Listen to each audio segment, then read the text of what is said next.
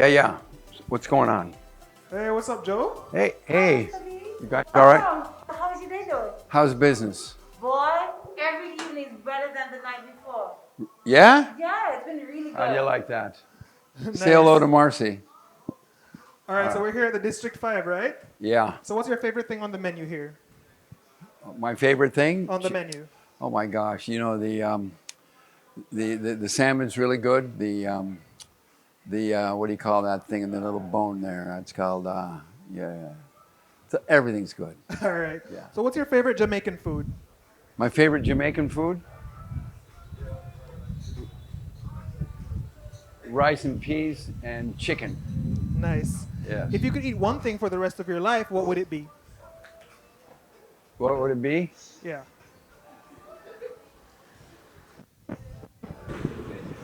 I couldn't eat just one thing for the rest of my life, but something that gives you a lot of love and happiness. All right. What's been the highlight of your week so far? Highlight of the week. Yeah. Oh my God. Now is that an up or a down highlight? Because there's Up. they up and down. Preferably an up. Well, I'll tell you, the launches that we did at this restaurant, this what is it called? District 5. District 5, right. Was really spectacular. We had a lot of influencers here. They were all the fabulous ones, a lot of females. And the vibes were just great. Everybody didn't want to leave, and they were just texting everybody, sending messages. And then last night we had a whole other kind of crowd, which is an older crowd. Some business people, some politicians, some people that that makes critical decisions to run the country, and that was a nice way to be able to communicate with them about District 5 and how to lounge and how to eat and celebrate. Cool. So where are you originally from? L.A., Los Angeles. What would you say is the most LA thing about you? The most L.A. thing? Style. All right. So you've been living in Jamaica since 1999. What would you say is the most Jamaican thing about you? The most Jamaican thing about me? Yeah. Well, I don't know about that one. All right. Okay. Yeah. What's your biggest pet peeve? Not getting things done. It's either can do or no can do. How's your health? Terrific. Yeah. Awesome. So what do you do to keep fit? Well, I have a nice social life. I exercise every day. I work out in the gym. I've been doing that since I was many decades ago. And healthy mind is important to be healthy. I think it's what gives you a lot of health is really a lot of satisfaction in your, the real value of life. It really is. Since you guys are all much interested in life and big questions, but it's what you give is what you get. What does the name Dread Flintstone mean to you? Oh my God, a pain in the ass. No. No, Dread is a phenomenal person. Yeah, he was raised in Venice, California. His mother was I think she was a set designer. She did some Academy Award kind of movies. She was a single mom, raised this guy this white kid with dreads down to the ground. Wow. And he's the one that introduced me to reggae music. What's your current state of mind?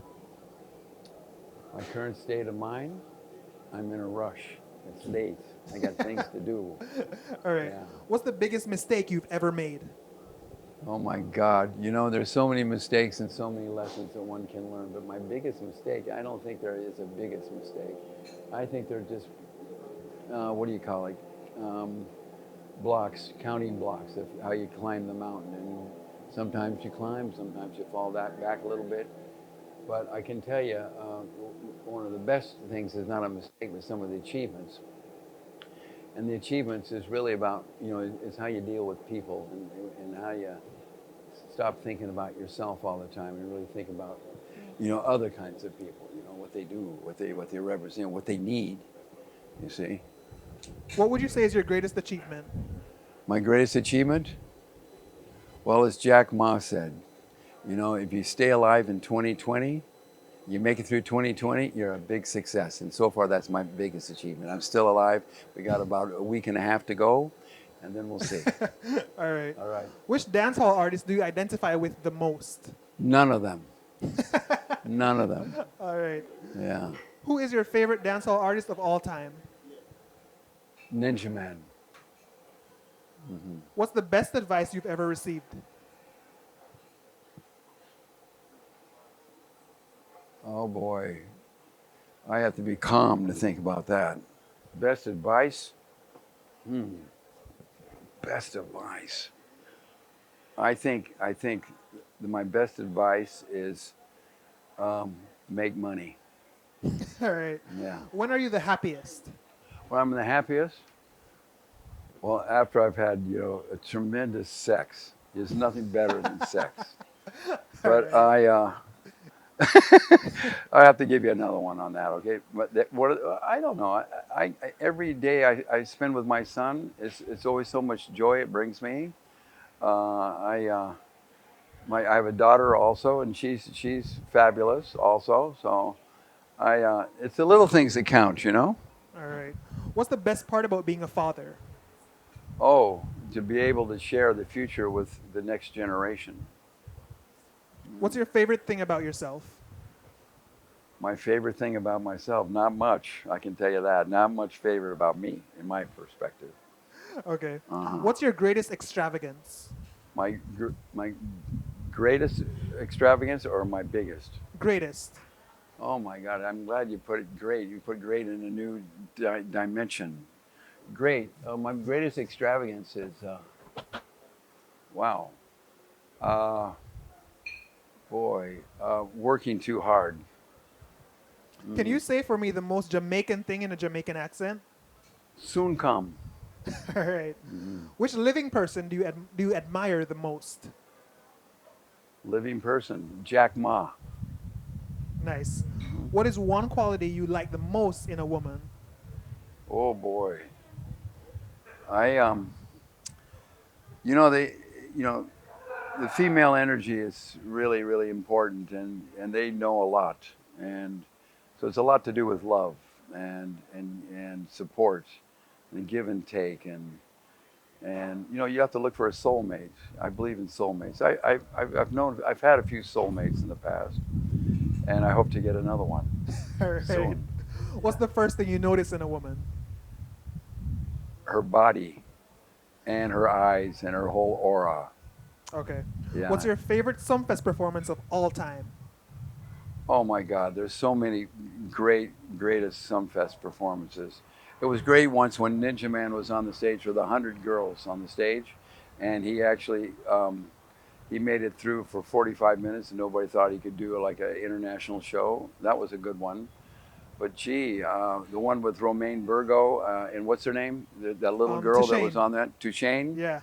That was kind of a knockout because she was awesome and Romaine was great as usual. But to bring a young kid, maybe less than 10 years old or maybe 10, and the kind of lyrics that she came out with it was just breathtaking.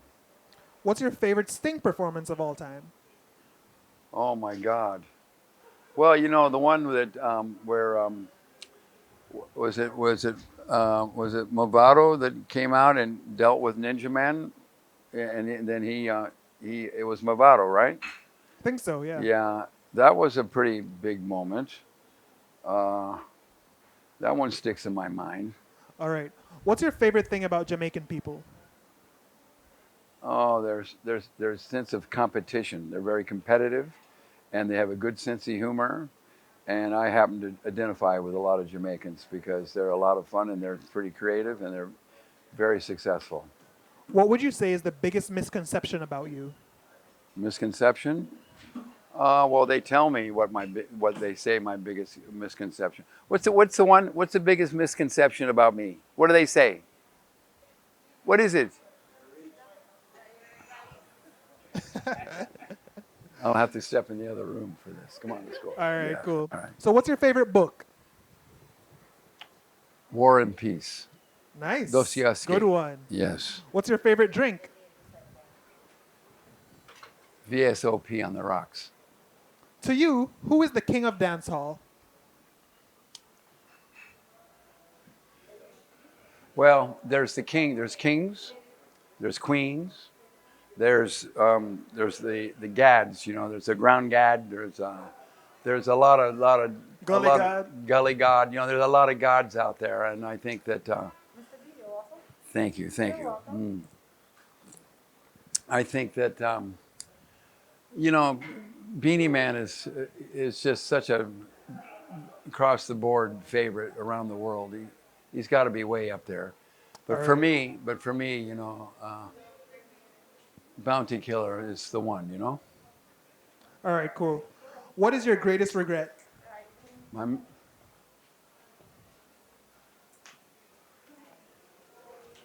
my I don't have any regrets. No, I don't have any regrets. No regrets. How would you like to die?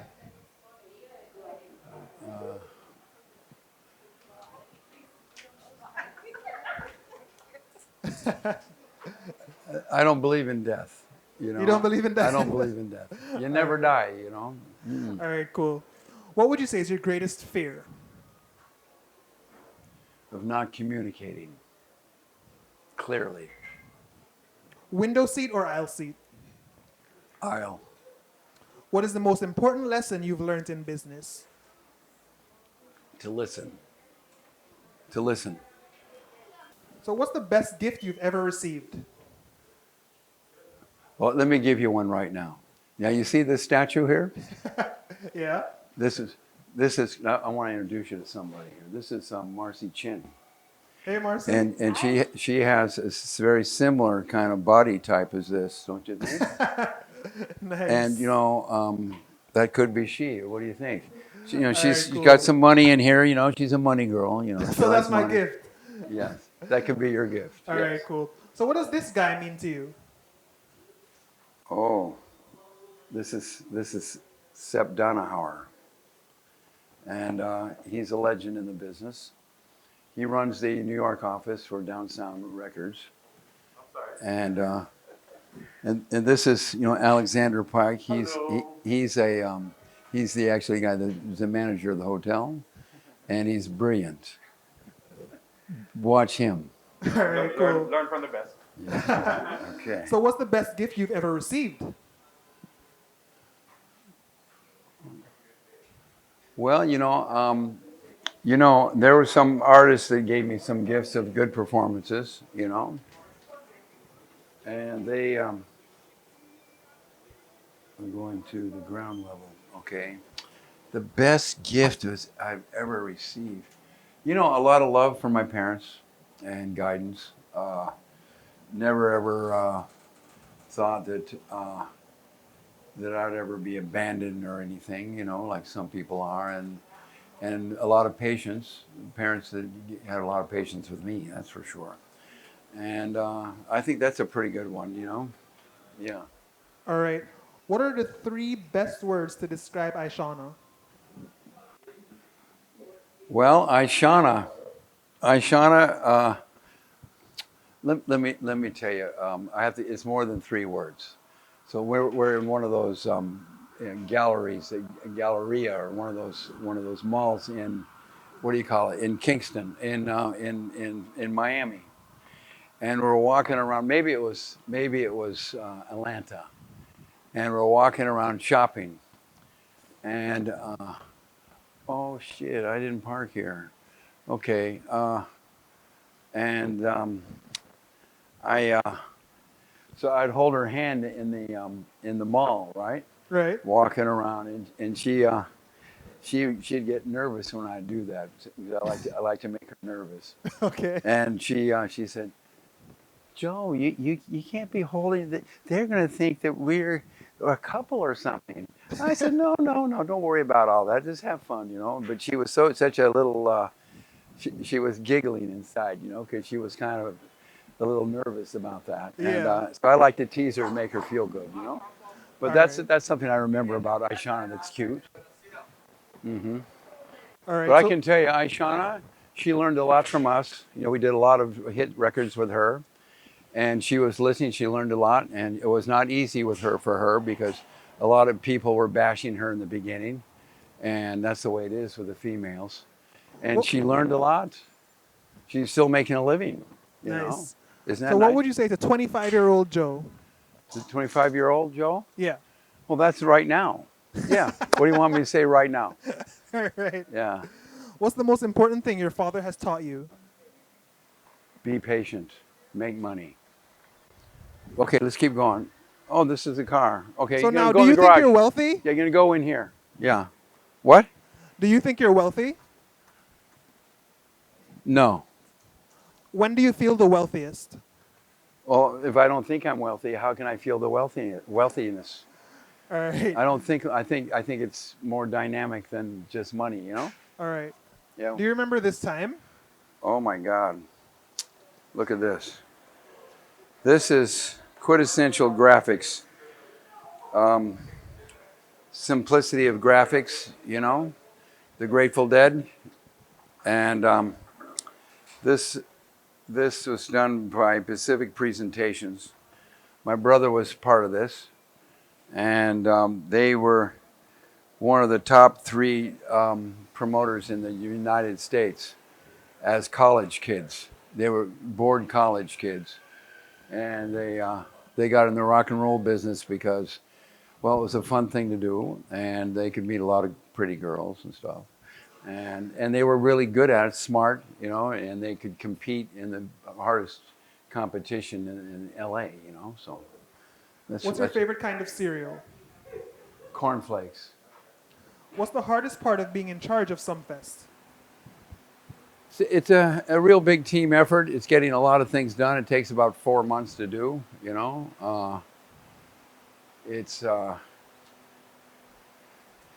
you know, when you make the magic, when the magic happens at Sumfest or any big festival, and everything's clicking and there's, you know, things are working, and you know, when you have 20,000 people coming in at night, and you close on Friday night. We closed the ticket sales, not ticket sales. We had people coming in with the tickets by 1 o'clock in the morning on Friday night, which is Dancehall night. But Saturday night in 2019, it was what do you call it?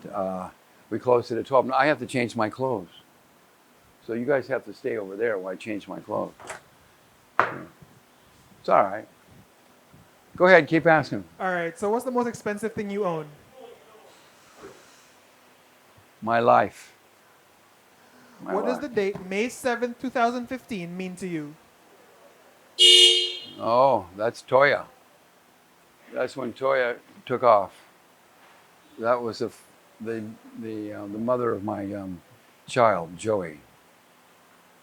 When do you miss Toya the most? Every day. I miss her every day. I think about her every day. All right, Joe, so what are we doing here in Cancott? Well, this is actually, this is where one of our artists grew up, Marcy Chin, and so she's supporting her community with a food drive here at Christmas time. Hi. Oh, you're the mom. Yes. Okay, good to see you. All right, I'm dealing with some stuff here. Okay.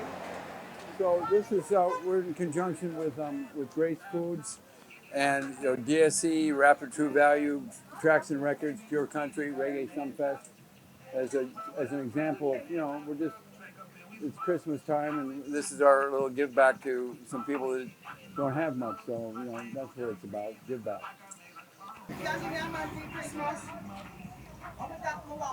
You want a man? You want a man for Christmas? Yeah, I want a man for the Christmas. Okay. For how long? How long do you want him for? As long as he treat me good forever. And what does he have to treat you? What does he do to treat you good? All right, sex me right, everything right, money right, finance right, everything. Okay. All right, so what's the hardest thing about being a father, Joe?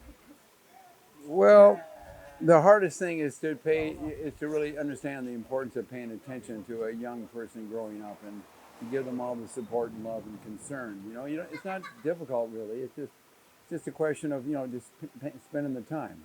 Before COVID came along, what was to be the huge highlight of this year's staging of Sumfest? Well, Shop of Ranks is one. Alkaline's another one. Stylo G's another one. Nice. A few people from the Six group were going to be that are contracted on it, and of course that guy, the one that goes cups up, you know. Governor. Governor. All right. But a whole heap of artists, maybe All right. 25. So what's the best part of working with Scatter? Scatta Burrell? Yeah. Scatta Billboard Burrell? I tell you, Scatta is, he's really a lot of fun to work with. Scatta is someone that we have a very good working relationship and friendship. And he's got a, not only him, but the whole crew, they're kind of a little lower. He's the kind of, they make me do things that I don't normally do. We have a pretty tight relationship with Downsound Records and entertainment, and we work as a team, as a family, and we do a lot, So it's just the camaraderie and be able to make magic happen. And you go to Reggae Sumfest and it's magic, and that's what we do. We try to.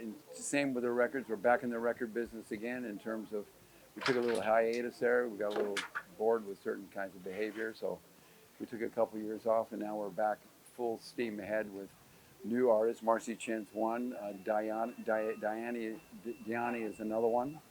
Not looking for a lot of artists. We're dealing with some artists we're trying to really make a difference with and see what we can do. Plus a lot of other projects, like we got 4 other projects that we're working on, individual solo EP projects.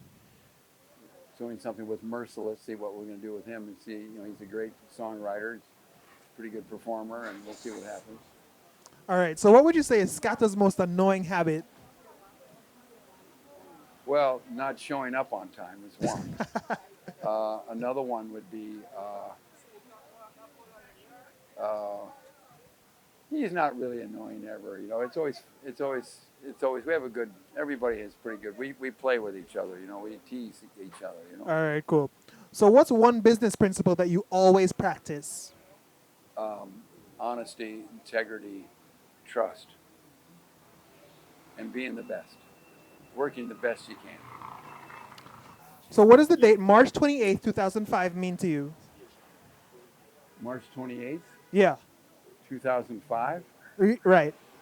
Why do you ask me that kind of question? That's the day. That's the day that. That's when my dad passed away.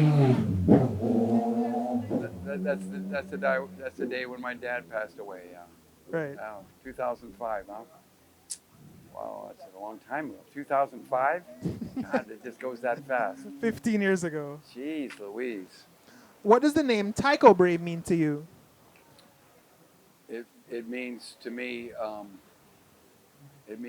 one of the most innovative sound systems in America that were not like a sound system you have in Jamaica, but sound systems that that do big concerts. And Tycho Brave was the name of the company that was very innovative in engineering. And my brother Bob was the guy that was behind that. Let me tell you how he got that. So he and his friends were doing this thing called Pacific Presentations was one, Avalon Attractions was another one. These were production companies back in the 60s and 70s and 80s. And they were the ones that started that up.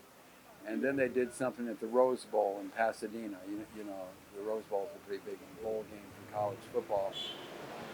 And they did something there with 250,000 people, which was unheard of at the time, back then.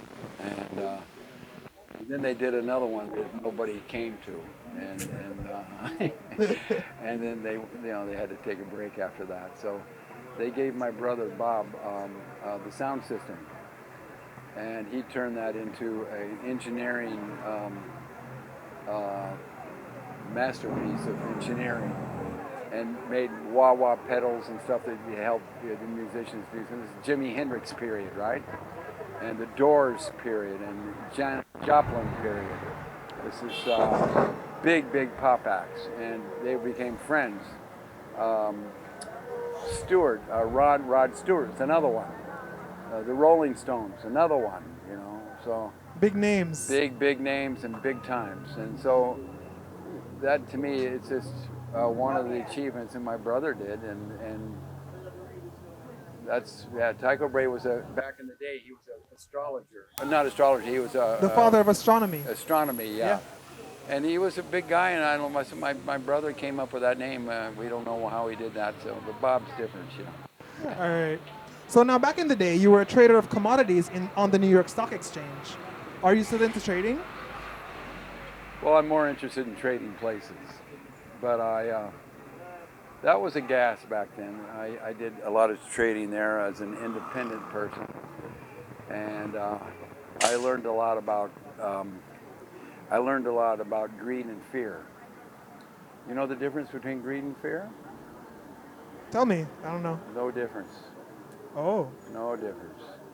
They're both very frightening, greed and fear. And when you find yourself in the middle of greed and fear, you know you should probably sit down for a little while because it's not a good street to go down. So it kind of paralyzes you. So I learned a lot in that. It was the most exhilarating thing I've ever done in business, I can tell you that. Wow. I mean, you know at the end of the day if you're up or down, there's no dream or anything. You're up or you're down. And you're either in business or you're out of business. Right. And the thing that was great in New York and in Chicago was at the end of the week, because it's a really bloodbath in the commodities business. And so you know, I've been on a few plane rides to Las Vegas. You know, you leave when you leave maybe around noon there in New York time. You get to Las Vegas around sunset or something, and you're there for a couple days. You know, just having the time of your life. Nice. We're the big winners. We're the big winners. You know. All right. So, what inspired you to launch Downsound Records in 1993? What'd you say? What inspired you to launch Downsound Records in 1993? Well, I've always loved music and everything. I'm not like what way they are in Jamaica, when the artists and the producers have when they talk about their perspective of getting into the business. With me, it was just I had an opportunity, and the first record that I made was with Dred Flimstone. Actually, he's the one that really got me into it. He had dreadlocks down to the ground, and he was a white guy, and he was kind of cool. I liked him. He Acid Jazz was the company that actually was the first my go into the record business. And you started Acid Jazz in 92, right? Yeah, 92. Right. And so there was one in London, Acid Jazz, and that was the first one, and then we branched out into LA. And that was a kind of precursor to dance music made from, you know, remixes and records, you know, mixing like that. And so our first record that I produced was with Dred Flimstone called From the Ghetto, and it went #1 on Billboard Pop. So, you know, I thought I knew everything after that. Oh, this is easy, you know. So it sold a couple 100,000 records, you know, so that was pretty good as a little independent one. And that's when, you know, now that's platinum now, but back then it was a little something, you know. It was a little something. All right. So, does money buy happiness? Hell no, but it can give you some fun every now and then. All right. What would you say is the biggest thing that's missing in the local music industry? Well, you know, I think we're in a dry period in the music business. Back in the Bob Marley era, you know, that was during the golden age of music, of rock and roll, golden age, when there was so many hits and lifestyle changes. It's when the black-white barrier was broken. And I was a part of that generation that broke that barrier as a student. And just the whole place, you know, Martin Luther King and everybody, you know, and Watts riots. I grew up in LA, and you know, it's just a whole other mindset than what's happening today. Today it's about hype and greed and money and materialism. It wasn't about any of that back then. It was more about peace and love and not too much violence, although there's a lot of violence and brutality with the LAPD and everybody else. But you know, that's just part of the evolution, the growth of a nation. All right. So you recently donated $1.5 million to the Ministry of Health to assist with COVID-19. What motivated this? Well, I we I have a company called Caribbean Love Now. It's a charity, Right. and before I did the health thing, we were really in Dominica, helping the people with the storm there that wiped out everybody. It hit here pretty hard here too. And those Caribbean Love Now is what the idea is. And so just recently, in the last year or so, we start. This is actually this time around. It's our first time to really give something back to Jamaica, and we did it actually all throughout the year, giving a lot of food packages away here in Mount Bay, and Portland, Portmore, Kingston. Um, we, uh, we really it was a big thing, man. Like COVID, just people don't have any money. The farmers are broke, and so we had an opportunity to turn a negative into a positive, where you. So we bought a lot of food from went out to St. Elizabeth, bought a lot of food from those that didn't have anything. Just so, and I went there myself as well. And and when you look into everybody's, you look through the windows of their soul, their eyeballs, and you just see humanity and how tough it can be, and then using that food to give it to different families that are really in need and desperation.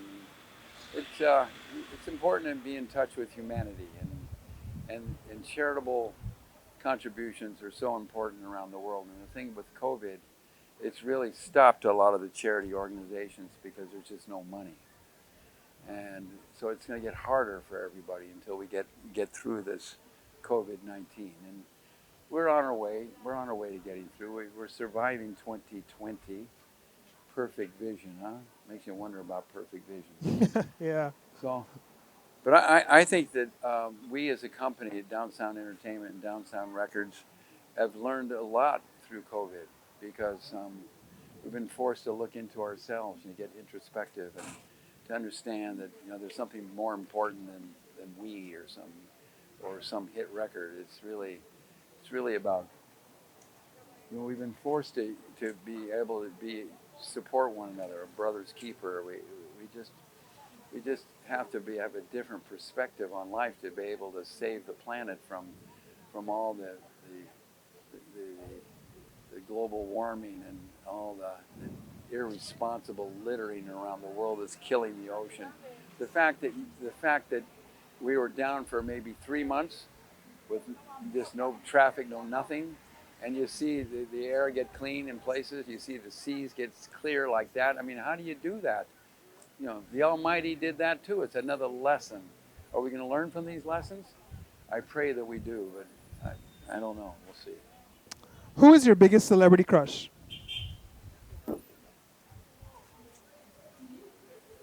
I don't have a crush on celebrities. I crush them. All right. What did you think of the recent Reggae Grammy nominations? Well, there are several nominations. I don't know who's gonna win, but I think that the thing that's interesting this time around is that Jamaica is starting to pop up. It's starting to become fashionable internationally. It's just a swag of the Jamaicans, and it happens in the record business from time to time. And I think it's happening again. And I think now we're getting a little smarter with, that we have to vote and we have to register and try to represent ourselves here in Jamaica. And it'll be interesting to see what happens. It's going to take a long time to get it right, because most of the voters, they don't really know anything about who's who in the reggae world and dancehall world. But they'll learn as we stop shooting ourselves in the foot and try to get a little smarter and do the right thing. All right. So do you have any desires to be on the Grammys voting body? No. Okay. All right. So generally speaking, do you think the Grammys do a good job of selecting the nominees in the reggae category? Well, I think they're the kind of, it's a difficult job to do. And I think there's a lot of politics that go on also. And it's a lack of knowledge about, what is really authentic in Jamaica. And it's understandable that there's not much knowledge there, except when we, as a geo, geo, geocentric space here in Jamaica, to make ourselves known and to get with the program and solicit votes and get people to know what you're doing, and that's something to do with your marketing and the kind of music you're doing. And you gotta, when you look at Sunshine Reggae, which comes from the West Coast, and the fact that they're making all the songs that people like, and you want to know, well, what is it that they like? I think it's that simple kind of beat and its roots, and it's not violent. It's not violent. It's not dancehall. Right. It's good reggae music that you get out of some of the younger artists coming out of the Protege camp, out of Chronics, and several of these young artists that are coming up, and they're making money, and they're doing it their own way, and it's a good voice, and they're doing good work. Do you think that there should be a dancehall category in the Grammys? Hell yes. All right, nice. So do you consider yourself to be a current gatekeeper of Jamaican music? Hell no. All right. What's the craziest rumor you've ever heard about yourself? That I was pregnant. All right. What's the Okay. best part of living in Jamaica? Oh, every day is good. The fights, the love, the comedy that's here, the sense of survival, and the passion. The passion. All right. So what's your favorite dancehall song right now?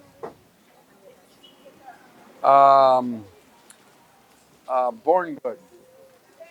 Nice. Uh-huh. And my last question for you, what do you think will be your greatest legacy?